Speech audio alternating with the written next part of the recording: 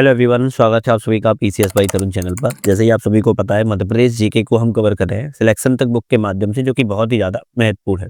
पिछले वीडियो में हमने मध्य प्रदेश की ज्योग्राफी वगैरह सब बात हो चुकी है। एमपी की इकोनॉमी भी हम बात की जाए तो 13 से लेके हमारे 20 चैप्टर तक जो है यहाँ पर वो भी कवर हो चुके हैं पिछली वीडियो में।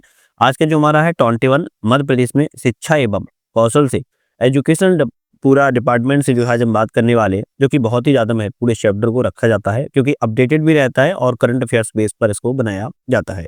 तो मध्य प्रदेश में शिक्षा एवं कौशल से संबंधित क्वेश्चनों की बात की जाए तो मध्य प्रदेश में सबसे पहले हम शिक्षा की वर्तमान स्थिति मध्य प्रदेश में कैसी है, प्रमुख शिक्षण संस्थान कौन से हैं, योजनाएं प्रयास मध्य प्रदेश में कौन कौन से की जा रही है, मध्य प्रदेश में कौशल विकास कौन सा है।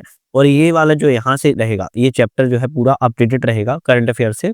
और शिक्षा संबंधी प्रमुख तथ्य के बारे में बात करेंगे जो एकदम फैक्ट टू फैक्ट होंगे, उसके बारे में बात करेंगे। तो सबसे पहले सामान्य परिचय की बात कर लेते हैं। शिक्षा जो होता है व्यक्ति के अंतर्निहित गुण और व्यक्तित्व का विकास करने में समाज में बहुत ही ज्यादा महत्वपूर्ण स्थान जो है प्रदान करती है। अगर शिक्षा नहीं है तो व्यक्ति के अंदर ना तो अच्छे गुण आ पाते हैं, ना उसका व्यक्तित्व जो है विकास हो पाता है। तो शिक्षा बहुत जरूरी होती है समाज के व्यक्तित्व के लिए। मध्य प्रदेश प्राचीन काल से ही शिक्षा का गढ़ रहा है, जैसे कि आप सभी को पता है, चाहे फिर वह उज्जैन के संदीपनी आश्रम का हो या फिर ज्योतिष केंद्र के रूप में, दोनों ही आपकी शिक्षा के गढ़ के रूप में मध्य प्रदेश को जाना जाता है। शिक्षा की व्यक्ति की शारीरिक और मानसिक विकास का जो माध्यम होता है वो शिक्षा के माध्यम से ही होता है। मध्य प्रदेश सरकार ने 2024-25 में कुल बजट का 11.26% जो है आवंटन शिक्षा के क्षेत्र में रखा है। और इसमें ये क्वेश्चन देखो एमपीपीएससी 2025 में ये आया हुआ भी है कि मध्य प्रदेश सरकार ने 2024-25 में शिक्षा में कितना बजट जो है रखा है। अब 25-26 में बजट की बात किया शिक्षा के लिए तो 44,826 करोड़ रुपए का प्रावधान किया गया है, जो कि कुल बजट का देखा जाए 10.64% है। मतलब कि पिछले वर्ष की तुलना में इस वर्ष जो है कुल बजट कम रखा गया है। अब हम बात करेंगे वर्तमान में शिक्षा की स्थिति कैसी है। तो 2011 की जो जनगणना है उसके अनुसार मध्य प्रदेश में साक्षरता दर जो है अलग अलग है। प्रॉपर तरीके से बात किया है मध्य प्रदेश में 2001 में 63.7% से 5.60% की जो है वृद्धि हुई है। एनएफएचएस जो 5 है आपका फैमिली सर्वेक्षण 5 के अनुसार मध्य प्रदेश में जो महिला साक्षरता दर है वो 64.4% आपकी जो है महिलाओं की साक्षरता दर रही है। अब वहीं भारत के संदर्भ में एक नजर मारें तो भारत में जो है 74% जो है भारत में है और मध्य प्रदेश में 69.3% है।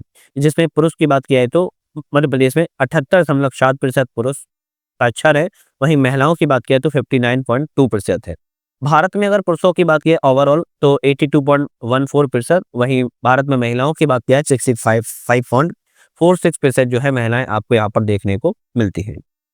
अब इसमें भी आपकी शिक्षा में अलग अलग लेवल पर है, जैसे स्कूल शिक्षा हो जाएगा, उच्च शिक्षा हो जाएगा, तो इसको बारे में थोड़ा सा समझते हैं। सबसे पहले हम स्कूल शिक्षा की बात करें तो शिक्षा का जो अधिकार अधिनियम आरटी 2009 है उसके क्रियान्वयन के लिए 2011 में निःशुल्क एवं अनिवार्य शिक्षा को बाल अधिकार अधिनियम 2011 में जो है रखा गया था। आर्थिक सर्वेक्षण तो 2024-25 था, उसके अनुसार कहा जा रहा है 23-24 में कक्षा 8 से लेके 8वीं तक के विद्यालयों में 1 लाख से ज्यादा नामांकन यहाँ पर दर्ज किए गए हैं। वहीं कक्षा 9 और 12वीं में बात की जा रही है कि 35 लाख से ज्यादा नामांकन को दर्ज यहाँ पर जो है किया गया है। अगर उसमें भी अगर बात करें 2023-24 में साला त्याग दर प्राथमिक शिक्षा की तो यहाँ पर 1.76 और वहीं माध्यमिक शिक्षा में बात किया है तो 6 से 8 तक की 7.78% जो है रही है। साला त्याग में अगर बात की जाए माध्यमिक शिक्षा में सबसे ज्यादा बालिकाओं के द्वारा, छात्राओं के द्वारा सबसे ज्यादा जो है त्यागा गया है। मध्य प्रदेश में स्कूलों की संख्या में दूसरे स्थान पर आता है। तो पूरे भारत में अगर मध्य प्रदेश की बात करें स्कूलों में सेकंड स्थान पर मध्य प्रदेश आता है। पहले स्थान पर कौन सा राज्य आप मुझे वो कमेंट करके बताइए, सबसे ज्यादा किस राज्य में स्कूलों की संख्या देखने को मिलती है। अगर हम उच्च शिक्षा की बात की जाए तो मध्य प्रदेश विद्यालय अधिनियम 1973 के द्वारा उच्च शिक्षा की बात किया तो राज्य में कुल 88 विश्वविद्यालय 88 विश्वविद्यालय हैं, जिनमें से 18 ऐसे हैं जो कि राज्य सार्वजनिक विश्वविद्यालय में आते हैं, 54 ऐसे हैं जो निजी विश्वविद्यालय में आते हैं प्राइवेट में, और 10 ऐसे हैं जो राष्ट्रीय महत्व के संस्थान हैं। 2 केंद्रीय विश्वविद्यालय के रूप में जाने जाते हैं, इनमें से एक राज्य मुक्त विश्वविद्यालय जाना जाता है और 3 डीमेट विश्वविद्यालय जाने जाते हैं। टोटल 88 आपके विश्वविद्यालय यूनिवर्सिटी जो है मध्य प्रदेश में पाई जाती है। अब इसमें भी शिक्षा मंत्रालय की रिपोर्ट आती है जो 25 के अनुसार मध्य प्रदेश में 572 शासकीय महाविद्यालय जो है अभी अभी जो है ऑपरेशनल मतलब कि संचालित जो है कार्यरत हो रहे हैं। महाविद्यालय मतलब कि ये आपके इसकी बात की जा रही है, ये आपकी कॉलेजों की बात की जा रही है। यूनिवर्सिटी की तो आपके केवल 88 है मध्य प्रदेश में। डॉक्टर हरि सिंह आपके कुछ विश्वविद्यालय हैं, बात की जाए जैसे डॉक्टर हरि सिंह गौर विश्वविद्यालय 18 जुलाई 1946 को स्थापना की गई थी, सागर में है। 2009 में इसको केंद्रीय विश्वविद्यालय घोषित किया गया है और 1983 में इसका पहले नाम सागर विश्वविद्यालय हुआ करता था, फिर इसका नाम जो है डॉक्टर हरि सिंह गौर विश्वविद्यालय कर दिया गया है। नेक्स्ट आता है रानी दुर्गावती विश्वविद्यालय। रानी दुर्गावती विश्वविद्यालय की स्थापना जून 1956 में की गई थी, जबलपुर में। 7 जून 1983 को इसका नाम रानी दुर्गावती किया गया है। पहले इसका नाम अलग था और दूसरी बात इसके द्वारा सुभद्रा कुमारी चौहान सृजन पीठ पुरस्कार भी जो है प्रदान किया जाता है। अब इसी तरह बात किया तो विक्रम विश्वविद्यालय मार्च 1957 में इसकी स्थापना की गई है, उज्जैन में इसको बनाया गया है और प्रेमचंद सर्जन विद्यापीठ यहाँ पर स्थापित है। रानी लक्ष्मीबाई शारीरिक शिक्षण संस्थान की बात किया तो वेरी इंपोर्टेंट है, क्वेश्चन में आता है। 1957 में इसकी भी स्थापना की गई है और ये ग्वालियर में है। डीमेट यूनिवर्सिटी के रूप में 2017 से इसमें कार्यरत है। जीवाजीराव विश्वविद्यालय की बात किया तो 1964 में स्थापना की गई थी, ये भी आपका ग्वालियर में है। नेक के द्वारा इसको A++ का दर्जा जो है प्राप्त हुआ है। फिर आता है देवी अहिल्याबाई विश्वविद्यालय, 1964 में इसकी स्थापना की गई है, इंदौर में है। 1982 से पूर्व इंदौर यूनिवर्सिटी के नाम से जाना जाता था, फिर उसके बाद 1982 में इसका नाम परिवर्तन करके देवी अहिल्याबाई विश्वविद्यालय कर दिया गया है और गांधी शोध सर्जन पीठ यहाँ से दिया जाता है। जवाहरलाल नेहरू कृषि विश्वविद्यालय की बात करें तो 1964 में इसकी भी स्थापना की गई है, जबलपुर में स्थापित है। मध्य प्रदेश की पहली कृषि विश्वविद्यालय यहाँ पर बनाई गई है। अवधेश प्रताप सिंह विश्वविद्यालय की बात की जाए 1968 में इसकी स्थापना की गई थी और यह आपका रीवा जिले में है और 1972 में इसको यूजीसी से मान्यता भी जो है मिल चुकी है। फिर आता है बरकतुल्लाह विश्वविद्यालय, 1970 में इसकी बरकतुल्लाह विश्वविद्यालय की स्थापना की गई है, भोपाल में है। निराला सृजन पीठ यहाँ पर जो है स्थापित किया गया है। नेक्स्ट आता है माखनलाल चतुर्वेदी राष्ट्रीय पत्रकारिता विश्वविद्यालय, 1990-91 में इसकी स्थापना की गई थी, ये भोपाल में है। इसका क्षेत्राधिकार जो है राष्ट्रीय स्तर तक कार्य करना है, तो ये आपका माखनलाल चतुर्वेदी जो कार्य है वो राष्ट्रीय स्तर तक कार्य करता है। फिर आता है महात्मा गांधी ग्रामोदय विश्वविद्यालय, फरवरी 1991 में इसकी स्थापना की गई, चित्रकूट सतना में है, मंदाकिनी नदी के किनारे स्थापित है और पहला ग्रामीण विश्वविद्यालय के रूप में इसको दर्जा दिया गया है। फिर आता है राजा भोज मुक्त विश्वविद्यालय, अक्टूबर 1992 में स्थापना की गई, भोपाल में है। देश का दूसरा सबसे बड़ा खुला विश्वविद्यालय है और दूरस्थ शिक्षा का प्रोत्साहन के लिए दिया जाता है या जाना जाता है, मतलब कि आप घर बैठे भी इसके माध्यम से जो है आप अपनी डिग्री वगैरह पूरी कर सकते हो। महर्षि महेश योगी वैदिक विश्वविद्यालय 1955-95 में स्थापित किया गया था, ये कटनी जिले के करौंदी में है। इसका जो चांसलर है गवर्नर नहीं होता था, इसका चांसलर गवर्नर जो है नहीं होता था, 1995 में इसका स्थापित किया गया है। पंडित कुंजीलाल दुबे राष्ट्रीय संसदीय विद्यापीठ 1998 में स्थापित किया गया था, भोपाल में है। मध्य प्रदेश सोसाइटी रजिस्ट्रेशन अधिनियम 1973 के तहत इसको रजिस्टर्ड किया गया है। इंदिरा गांधी इंपोर्टेंट है, इंदिरा गांधी राष्ट्रीय जनजाति विश्वविद्यालय 2008 में इसको खोला गया था, अमरकंटक अनूपपुर में है, केंद्रीय विश्वविद्यालय का इसको दर्जा दिया गया है। महर्षि पाणिनि संस्कृत एवं वैदिक विश्वविद्यालय 2008 में खोला गया था, उज्जैन में है। 2010 से पहले महर्षि पाणिनि संस्कृत विश्वविद्यालय नाम दिया जाता था, अब इसका नाम महर्षि पाणिनि संस्कृत एवं वैदिक विश्वविद्यालय कर दिया गया है। राजमाता विजयराजे सिंधिया कृषि विश्वविद्यालय 2008 में खोला गया था, ग्वालियर में है, मध्य प्रदेश की दूसरी कृषि विश्वविद्यालय है। बात की जाए राजा मान सिंह तोमर संगीत एवं कला विश्वविद्यालय 2008 में इसको भी स्थापित किया गया है, ये भी आपके ग्वालियर में है। प्रदेश का प्रथम संगीत विश्वविद्यालय के रूप में इसको जाना जाता है। नानाजी देशमुख पशु चिकित्सा विज्ञान विश्वविद्यालय 2009 में खोला गया था और ये आपके जबलपुर में है। इसके अंतर्गत centre for child life forensic and health and animal biotechnology centre Jabalpur में है, कार्य करता है। फिर आता है अटल बिहारी वाजपेयी हिंदी विश्वविद्यालय, 2011 में खोला गया है, भोपाल में है। हिंदी भाषा का अध्यापन और प्रशिक्षण प्रसार करना इसका सबसे प्रमुख उद्देश्य है। सांची बौद्ध विश्वविद्यालय की बात करें 2012 में खोला गया है, सांची रायसेन में है। 7वां इंटरनेशनल धर्म सम्मेलन का आयोजन आपका जो गुजरात में 8 वाला हुआ था, लेकिन उससे पहले 7वां जो हुआ था वो आपके रायसेन सांची में ही हुआ था। महाराजा छत्रसाल बुंदेलखंड की बात करें 2014 में खोला गया है, छतरपुर जिले में है। बुंदेलखंड क्षेत्र के कॉलेज इसी से सारे संबंधित आते हैं। पंडित शंभुनाथ शुक्ल विश्वविद्यालय की बात करें 2016-17 में खोला गया है, शहडोल में है। विभिन्न प्रदेश के मुख्यमंत्री और घुनगट्टू जंगल सत्याग्रह के नेता इसके प्रमुख थे। धर्मशास्त्र नेशनल लॉ विश्वविद्यालय 2018 में खोला गया, भोपाल में है। इसके चांसलर जो है मध्य प्रदेश हाईकोर्ट के चीफ जस्टिस होते हैं। फिर अंतिम में आता है राजा शंकर साहेब विश्वविद्यालय जो कि 2019 में खोला गया, छिंदवाड़ा में है। पुराना नाम इसका छिंदवाड़ा विश्वविद्यालय था, लेकिन वर्तमान में इसका नाम राजा शंकर साहेब विश्वविद्यालय कर दिया गया है। तो यहाँ पर कुछ आपके विश्वविद्यालय स्थापना वर्ष थे जिनको समझना इंपॉर्टेंट था, उसके बारे में बात की है। चैनल आप लोगों को पसंद आ रहा है, चैनल को एक बार जोरदार तरीके से सब्सक्राइब लाइक शेयर कर दीजिएगा। अच्छा लगता है, मोटिवेशन मिलता है, कहीं ना कहीं आप लोग ज्वाइन कर सकते हो। साथ में हमारा ऐप भी आ चुका है जिसका नाम है यूपीएससी नट, इसको आप लोग डाउनलोड करके मल्टीपल टेस्ट सीरीज पीडीएफ वगैरह डाउनलोड भी कर सकते हो। मध्य प्रदेश में तकनीकी शिक्षण संस्थान की बात किया है तो वर्ष 1981 में तकनीकी शिक्षा और प्रशिक्षण को मानव संसाधन नियोजन का अंग स्वीकार किया गया था। मध्य प्रदेश में कुल 290 शासकीय आईआईटी संस्थान है। क्या है? आईटीआई जो है आपके संस्थान है 290 मध्य प्रदेश में। तकनीकी प्रशिक्षण के लिए महाविद्यालय में कोडिंग लैब जो है स्थापित भी किया जा रहा है। मध्य प्रदेश में सर्वेक्षण 2025 के अनुसार 24-25 के अनुसार मध्य प्रदेश में 613 तकनीकी शिक्षण संस्थान के रूप में जो प्रस्तावित है वो अभी बनाए जा रहे हैं, मतलब कि आगे चल के अब इनको भी बनाया जाएगा। प्रमुख तकनीकी संस्थान की बात किया है जैसे Maulana Azad college of technology, जिसे मैनेट नाम से जाना जाता है, 1960 में स्थापित किया गया था, भोपाल में है। उच्च शिक्षा उत्कृष्टता संस्थान की बात किया 1995 में 96 में स्थापित किया गया, ये भी आपके भोपाल में है। भारतीय प्रबंधन संस्थान आईआईएम की बात किया है 1996 में स्थापित किया गया था, ये आपके इंदौर में है। अटल बिहारी वाजपेयी भारतीय दूरसंचार प्रौद्योगिकी संस्थान 1997 में स्थापित किया गया था, ग्वालियर में है। राजीव गांधी प्रौद्योगिकी विश्वविद्यालय 1998 में स्थापित किया गया है, यह भी आपके भोपाल में है। अंबेडकर राष्ट्रीय सामाजिक विज्ञान संस्थान 2016 में इसको विश्वविद्यालय का दर्जा मिला है। 1998 में स्थापना वर्ष है, महू में है, महू एक डिस्ट्रिक्ट है। सूचना प्रौद्योगिकी अभिकल्पन और विनिर्माण संस्थान 2005 में स्थापित किया गया है, जबलपुर में है। और आईटीआई इंदौर की बात किया है आपके 2009 में खोला गया था, ये भी आपके इंदौर में है। तो प्रमुख तकनीकी जो संस्थान टेक्नोलॉजी से संबंधित संस्थान है आपके, वो आपके 8 है मध्य प्रदेश में और बहुत ही इंपॉर्टेंट है, इन सभी को आपको याद रखना ही होगा।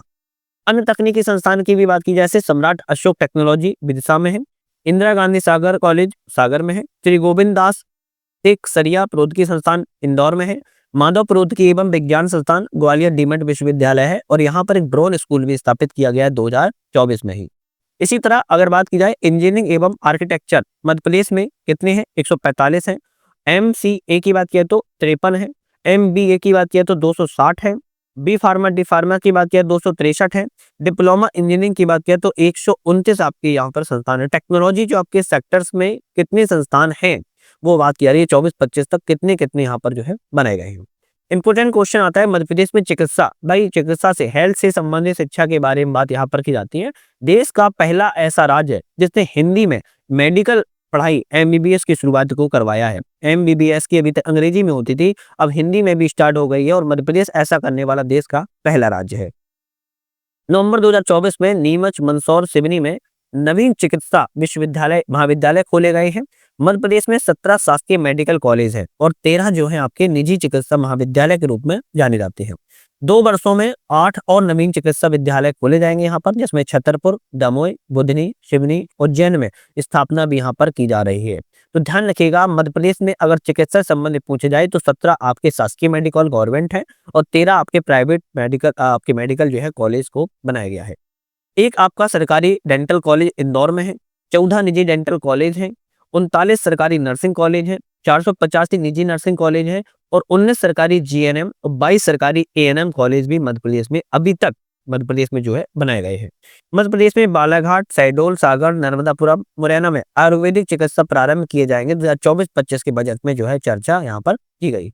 चलिए प्रमुख चिकित्सा शिक्षा संस्थान की बात कर लेते हैं। जैसे एक तरफ संस्थान है, स्थापना वर्ष और स्थान है, यहाँ से मेडिकल कॉलेज के यहाँ पर जितने भी रहेंगे मिलाने के लिए आते हैं, कहीं ना कहीं एग्जाम में पूछे ही जाते हैं, इनसे आप नहीं चूक सकते हो। थोड़े ही है, इसको समझते हैं। जैसे गजरा राजा मेडिकल कॉलेज, ये प्रथम मध्य प्रदेश का पहला चिकित्सा महाविद्यालय है, 1946 में इसकी स्थापना की गई है और आपका ये ग्वालियर में है। बात करेंगे मेमोरियल गांधी मेमोरियल कॉलेज की, इसकी स्थापना 1948 में की गई है, ये भी आपके इंदौर में है। गांधी मेडिकल कॉलेज की बात किया 1955 में स्थापना की गई थी, ये आपके भोपाल में है। नेताजी सुभाष चंद्र बोस मेडिकल कॉलेज की बात की 1955 में स्थापना की गई है, ये आपके जबलपुर में। 1955 में 2 मेडिकल कॉलेज बनाए गए थे, गांधी मेडिकल कॉलेज और नेताजी सुभाष चंद्र मेडिकल कॉलेज, लेकिन अलग अलग है, एक आपका भोपाल में और दूसरा आपका जबलपुर में। प्रथम डेंटल मेडिकल कॉलेज की बात की जाए तो 1961 में स्थापना की गई है, ये आपके इंदौर में है। श्याम शाह मेडिकल कॉलेज की बात किया तो 1963 में स्थापना की गई है, ये आपके रीवा में है। बुंदेलखंड मेडिकल कॉलेज की बात किया, इंपॉर्टेंट है ये भी क्योंकि एग्जाम में एक बार आ चुका है, 2008 में इसकी स्थापना की गई थी, ये आपके सागर में है। मध्य प्रदेश में आयुर्विज्ञान विश्वविद्यालय की बात किया 2011 में इसकी स्थापना की गई थी, जबलपुर में है। अखिल भारतीय आयुर्विज्ञान संस्थान एम्स की बात किया तो 2012 में स्थापना की गई है, भोपाल में है। वहीं अटल बिहारी वाजपेयी मेडिकल कॉलेज की बात किया जो 18 में स्थापना की गई है, ये आपके बिरसा जिले में स्थित है। तो आपके कुछ मेडिकल कॉलेज ऐसे हैं जो एग्जाम में आते ही हैं, जो आपको याद करना चाहिए।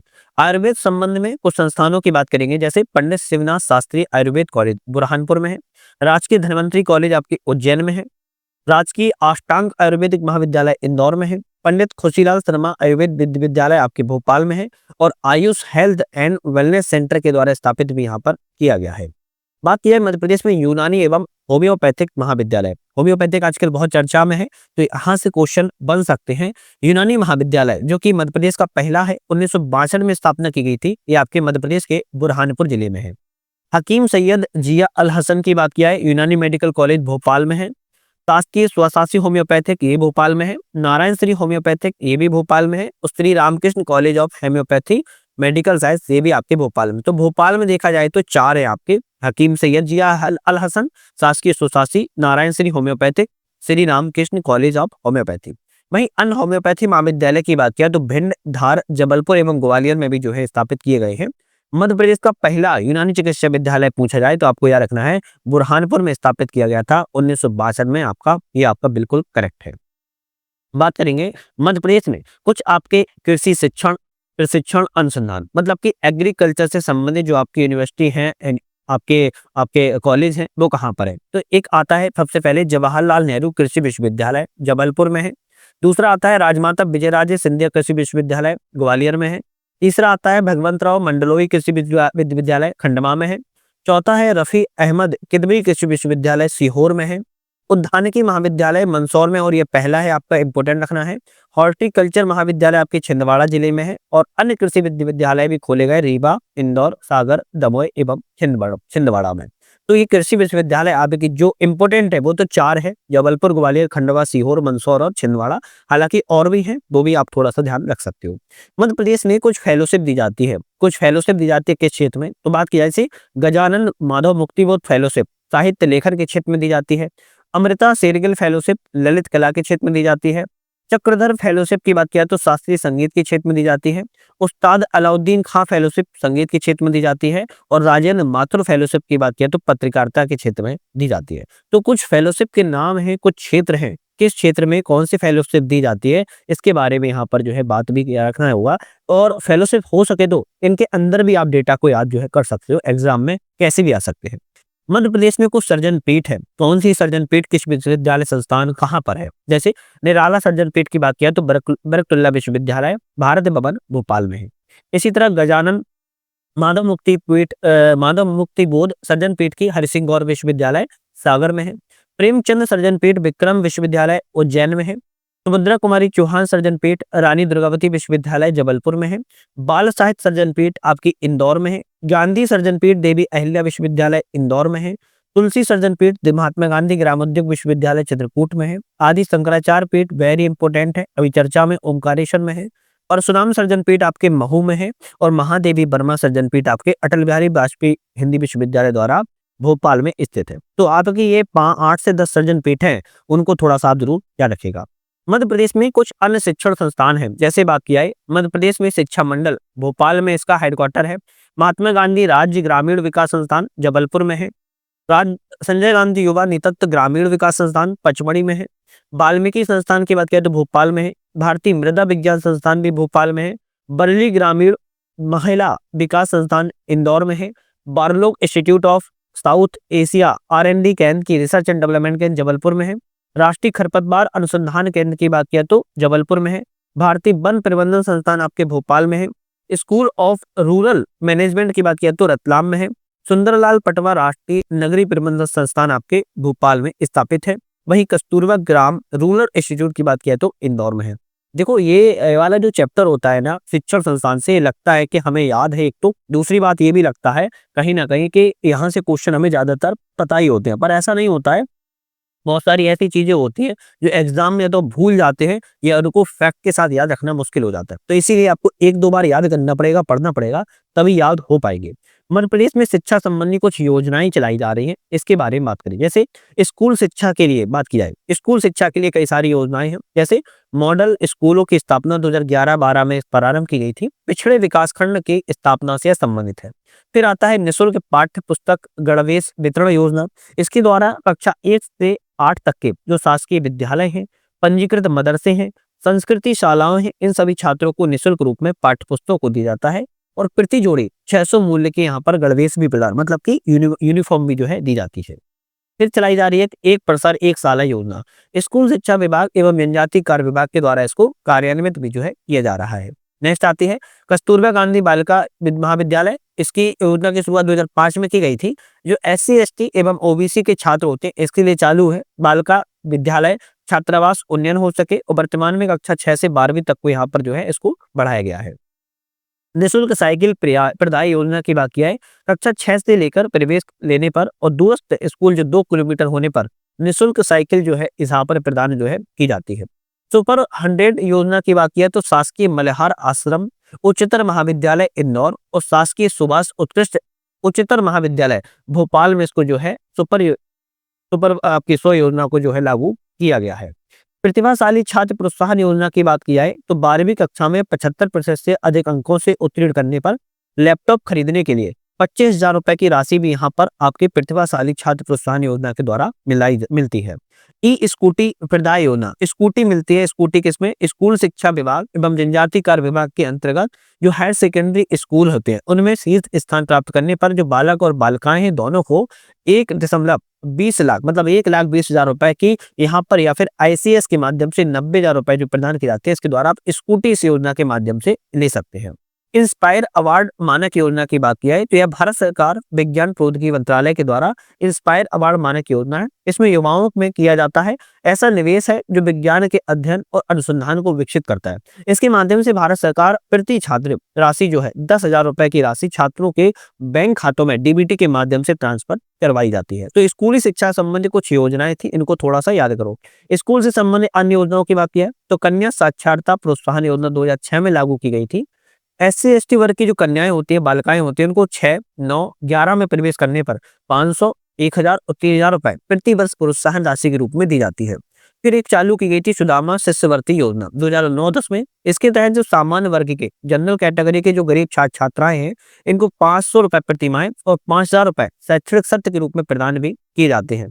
नेक्स्ट चालू की गई थी एकलव्य शिक्षण विकास योजना 2010-11 में। तेंदुपत्ता संग्राहकों के बच्चों को पढ़ने के लिए प्रोत्साहन करने के लिए 9 और 10 के विद्यार्थियों को 12,000 रुपए, 11-12 के विद्यार्थियों को 15,000 रुपए, गैर तकनीकी स्नातक को 20,000 रुपए और तकनीकी स्नातक के लिए 50,000 रुपए की जो है इसमें विकास योजना के तहत राशि को प्रदान किया जाता है। जवाहर नवोदय योजना, ये तो सभी लोग जानते हैं, 1986 में इसको स्थापित किया गया था। ग्रामीण छात्र क्षेत्र में जो प्रतिभावान छात्र होते हैं उनके सर्वांगीण विकास हो सके उसके लिए आवासीय विद्यालय को जो है खोला गया है।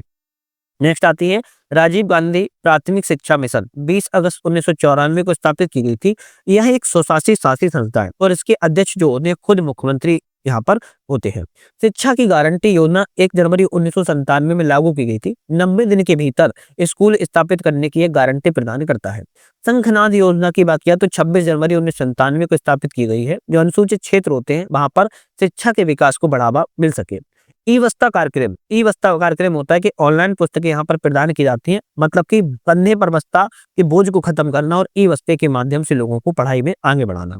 अब स्कूली शिक्षा संबंधी कुछ बात की है तो अब पीछे कैसे छूट जाए उच्च शिक्षा के लिए, तो गाँव की बेटी योजना 2005 में शुरुआत की गई है। उच्च शिक्षा के लिए हायर एजुकेशन के लिए गाँव की बेटी योजना की शुरुआत 2005 में की गई है, जो कि ग्रामीण क्षेत्र की छात्राओं को उच्च शिक्षा में 500 रुपए प्रति माह सहायता जो है प्रदान यहाँ पर की जाती है।